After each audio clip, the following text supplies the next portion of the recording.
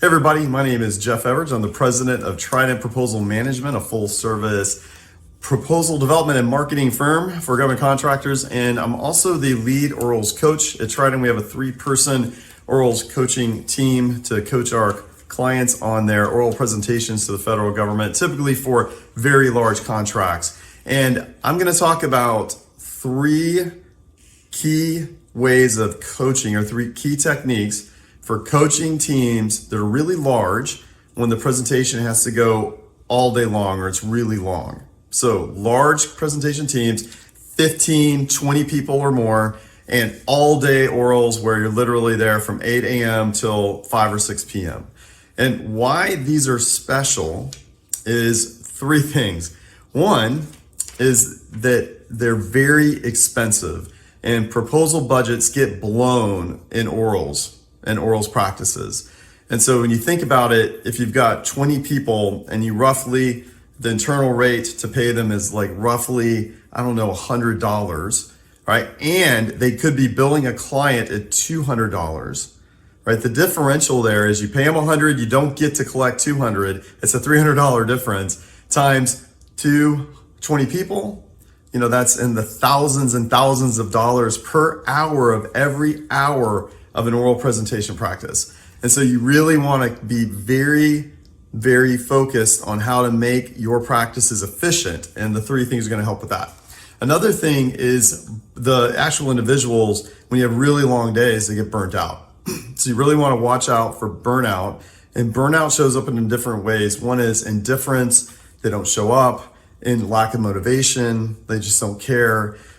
And, probably most importantly, is that they just sort of don't perform as well because they've been doing too much, because it's such a long day and you can't expect someone to reserve 7, 8, 10 days straight of practices because they're giving up their family time, they're giving up their work time, they're getting behind on everything. So you really want to consider when you have these large teams and these long days, how to do that most effectively, most efficiently, and still win, because that's what it's about. Now, when I train teams, there's some aspects of team training, team coaching that are really important. I've been doing this for 15 years. I can tell you that teams of 2 people to 20 or more, it doesn't matter. They all need to look like a well-oiled machine that's worked together, a team that you'd want to hire and pay millions of dollars to do work for you. You really need every individual to know those win themes, to know the backgrounds of other people, to be able to talk about that, to know what differentiates the team. Like the messaging is key. It doesn't matter how many people you have on the team. Finally, key to having everybody on the team needs to know their examples, their stories, the examples and stories from other people in the room, the past performance, corporate experience. Like everyone needs to know that. So that's table stakes. Everybody has to know that to have a good presentation. But when you have these long days and these large teams, now you've got to start really, as a coach and a planner for this, you've got to really dial your training in to take care of those special situations. All right, so now we're going to talk about those 3 ideas, those 3 key techniques that you need to use when you're coaching or planning for large teams that are presenting for long periods of time. So again, this is special for those types of situations. So the first thing is pre-commitment to the training plan. Pre-commitment to the training plan. The second thing is divide and practice. So instead of divide and conquer, we're going to talk about how we divide the work up and we practice in a way that works to build up into full practices. And then finally, we're going to talk about the very important technique when you have a lot of people, which is reintroductions. This idea that you keep introducing yourself contextually over and over and over again to make sure they know who you are and why you're there.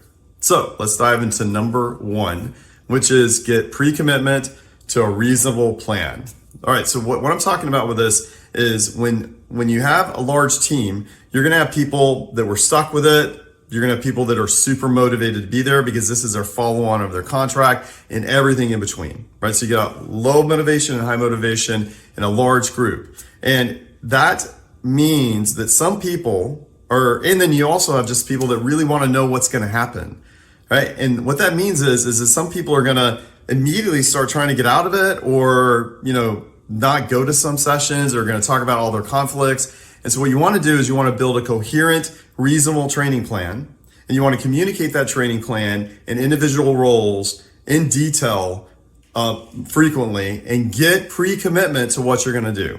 And that's literally get everybody on a call and go through the plan. Now, my normal plan with a 3-4 person team is pretty generic. Like with 4-person team, it's not that big a deal to have a really detailed plan. With a 20-person team working all day long, you need a detailed plan. And so that leads me to the next big important thing to do when you have these large groups and these long days is you have to divide and practice. You have to divide up the day into pieces and then practice those pieces before you put them all together. So a mistake that a novice coach might make is, hey, I want everybody in the room and I want to just get going with the full day practice. No, don't do that. Divide it. And in one situation I recently had, we had the 18 people, but luckily the morning was mainly static presentations and the afternoon was mainly discussions and questions. And the morning folks were a different set of people than the afternoon folks. So I could split that up immediately morning and afternoon. And then I could further divide the morning and the afternoon sessions into parts so that I could bring in just the people that needed to be there to practice just those sections before we strung it all together. Now, as the coach, I'm able to listen to every one of them, take really good notes, and I'm able to bring stuff from every section. I'm able to bridge the gap. And then I also ask for evaluators, 1 or 2 evaluators to be with me all the time to help me bridge the session so we can tell people what to say and what they're going to hear from other people so they can integrate the sessions even though they're not there to hear them. So then you move into the divide and practice only works for so long. Eventually you have to do the whole day. And usually you're going to need at least 2 full day practices to get really integrated and really tight as a team. But mostly people are willing to do that when they know that you really took care of them early on. And so that pre-commitment to the plan and that dividing up and practicing separately before you come together, 2 critical pieces to saving on that proposal budget, not burning people out, and having people have real clarity on what's expected of them. So finally, this is a presentation technique that is really, I love this presentation technique. It's worth doing whether it's a 1-person or an 18-person team, but it's critical when it's a large team is reintroducing yourself, reintroductions. Every time someone on a big team that's presenting all day, every time someone gets up, they need to tell me at least 3 things. They need to tell me your name, the role you would have on the contract if I give it to you. Remember, I'm an evaluator. If I give it to you, what's the role you're going to have? And then just 1 tidbit about your past experience that makes you appropriate to be presenting the topic you're presenting. So that's the 3 things you need when you introduce yourself. And if it's a big group, it's a long day, just assume they're not going to remember your introduction up front. They're not going to remember your introduction in the morning. Just assume they don't remember who you are and why you're there. And just take the chance to position you as an expert every single time. So reintroduction's critical.